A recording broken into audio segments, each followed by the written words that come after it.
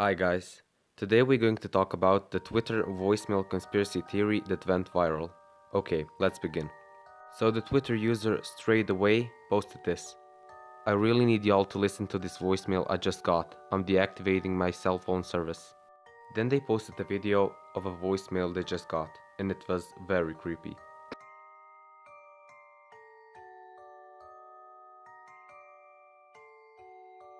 Sierra, Delta, Alpha, November, Golf, Echo, Romeo, Sierra, Oscar, Sierra, India, Tango, India, Sierra, Delta, India, Romeo, Echo, Foxtrot, Oscar, Romeo, Yankee, Oscar, Uniform, Tango, Oscar, Echo, Victor, Alpha, Charlie, Uniform, Alpha, Tango, Echo, Bravo, Echo, Charlie, Alpha, Uniform, Tango, India, Oscar, Uniform, Sierra, Tango, Hotel, Echo, Yankee, Alpha, Romeo, Echo, November, Oscar, Tango, Hotel, Uniform, Mike, Alpha, November.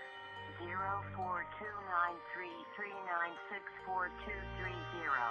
Sierra, Oscar, Sierra, Delta, Alpha, November, Golf, Echo, Romeo, Sierra, Oscar, Sierra. So the voicemail consisted of many words, but not just random words. This is actually called NATO phonetic alphabet, which is used in military but also used sometimes in customer service. So Ty translated this message and said, Danger, SOS, it is dire for you to evacuate, be cautious. They are not human. Now there is also a series of numbers. When they put the numbers in Google Maps, it showed this location. The location was very close to Malaysia, but this location was very close to the place where the Malaysian flight 370 disappeared. But let's go back to Ty. So he started tweeting direct messages that he got. One of them was in Malaysian, and when he translated the message, he got this. And the post you just shared about the recording on your phone. He also got messages in Morse code, and a bunch of people started translating them, and they got this. They are taking over, April 18th, 2018. So that scared a lot of people, but what's even scarier is that Ty, 3 days before all of this, he tweeted this. Okay, I'm sitting in my car right in front of my house in my car, and this guy started taking pictures of my house, with flash. Then he walked away. Literally, what the fuck, it's 3 AM, I'm going to die tonight. And then, 3 days later, he got the voicemail. Okay, so let's go back to the coordinates. A girl on Twitter posted this. Kinda close to the last place the Malaysia flight 370 was when it lost primary radar contact. So if you don't know, the Malaysia flight 370 disappeared with 239 people on board. It just disappeared in thin air. Now the real question is, how does that happen? How does a flight with 239 passengers just disappear in thin air? So a user replied to Ty and said this. What if you're hearing the black box recording? So if you don't know the black box recording, it's basically just a recorder of the cockpit of the plane. So when a plane crashes, we have evidence of what went down and what happened to the plane. Now, how did the black box recording get to Ty's account? So a user named Yuzimaki said this. The black box records the last interactions with the plane. That's why it's an SOS, and save our ship, it was trying to warn us. Also tweeted this. A black box records an audio message. It also records flight information as well, which is why it gives coordinates. If these black box recordings match the voicemail, are you saying that Malaysia flight 370 encountered something non-human? The message was saying to evacuate because they are not human. Someone on that plane wasn't human. Okay, so this is where it gets creepy. The last conversation between the pilot and the air control was released. and it's pretty scary. Listen. Malaysian 370, standby. Malaysian 370. For the most part, it seemed normal, and then it ended with this. Good night, Malaysian 370. So in the first part, the pilot spoke very fast. He didn't really have any stutter.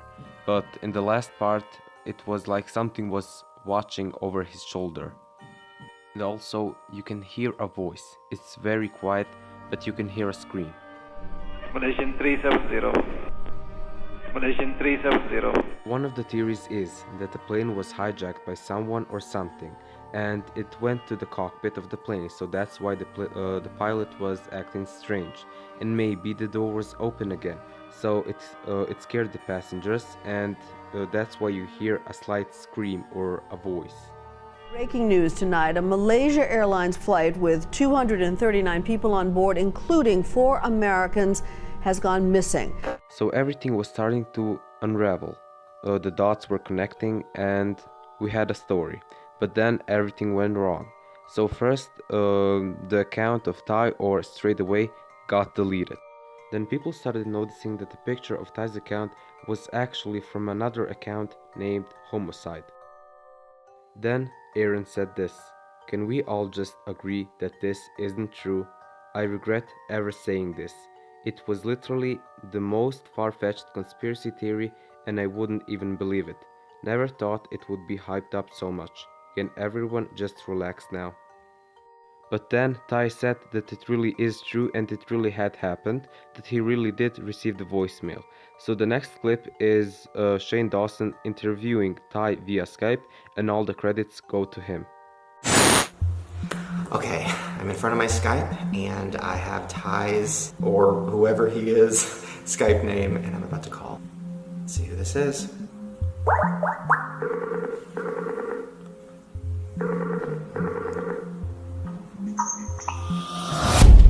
Oh my god, it's the guy from the picture, you're real! Yeah, I am. Wait, so your name is Ty? Yes, my name's Ty. Okay, so your Twitter name is Homicide. Mm-hmm. Then where is Straight Away from? Is that your Twitter? That used to be my Twitter, but it became synonymous with, like, this whole conspiracy theory, so I changed it because I did not like all of the attention that it brought. It was a little too much for me to handle. I don't even know where to start with this because there's so much, but let's start at the beginning. So, it is you. You are Straight Away. You're Ty. Yeah. So how did this all go down? Did this voicemail really happen? Was this kind of like an inside joke with your friends and it just went too big and you were like, oh fuck? Well, it was a real voicemail. Like, that was 100% real. I really received it. I was picking my younger brother up from school. Then when I got home, I just listened to it and it was like really wild. So I just, took a screen recording of it and posted it online, and I was like, this is really weird. And I just was hoping like somebody could tell me what it meant because I had no idea. Right. But it was 100% genuine. Like, I actually did get the voicemail. Okay, so the voicemail happened, so that was real. And then all of like the figuring out what it means and the Flight 370 and Stephen Hawking's, all that stuff. What? I don't know. Like, I was just kind of, like rolling with it because I thought they were like interesting, but I got like a little out of hand really quick because people were piecing things together that I don't know where they got it from.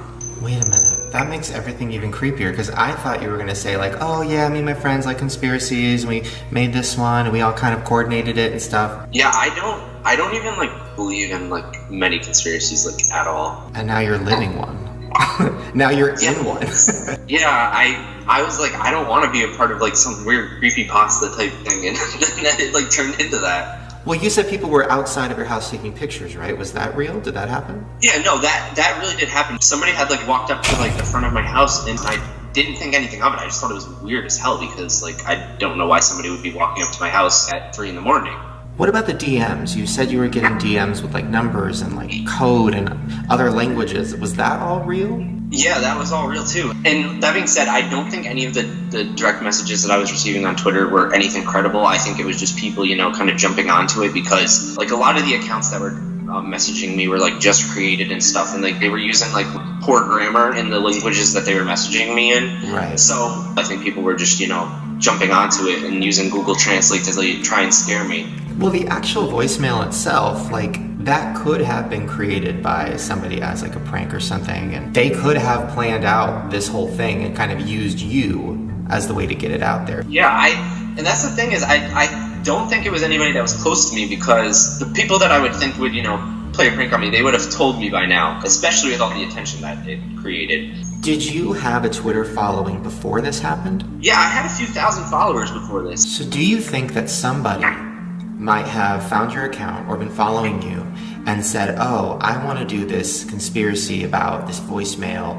and connect it to the Malaysian flight and do all these things. How do I get this out there? Oh, he has some followers. Let me send him this voicemail and he'll probably tweet about it. And they put you inside of a conspiracy theory. That's so scary. Yeah. It definitely was a little shocking to me. Like, I wasn't enjoying it totally, but... Are you getting calls from like news outlets and stuff like, hey man, why'd you lie about this? Why'd you create this whole thing? Yeah, I got so many like hateful messages from people because they thought I was like trolling and like, just putting on like some big prank, and people were being like homophobic to me. They were even messaging my boyfriend saying like a bunch of hateful shit to him. A lot of people accused me of like faking it all and like piecing everything together and all that.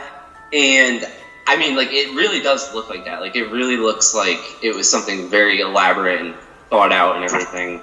But like, I didn't fake anything, and I guess if people think like I'm that smart and like I'm gonna create something like that, I guess. Great. Right. What about your family and friends? Like, were your family like, what the hell is going on? My family was like really confused at first. My stepmom was so convinced that I had planned this whole thing out. My dad kind of was like laughing about me, like, being famous now, because he was like showing me articles about it. My grandmother was very standoffish. She did not want anything to do with it. She tried to avoid it at all costs. She didn't even want me to do this interview because she was nervous. Well, I'm glad that people now know that you didn't do this and you don't deserve hate and you were just living your life and you got a weird phone call. That's really why I did this, because I just wanted people to know the truth and, stop accusing me of faking it, because, like, I don't have time to do all that. Yeah. I don't even know how to do all that. Bye. Bye. That was all the evidence. Now, we don't know if it's fake or not, if it's all a real thing or just a hoax. Let me know what you think in the comments below. Alright guys, subscribe to my channel for more videos like this, and I really hope you enjoyed my first video ever. See you in the next video. Bye.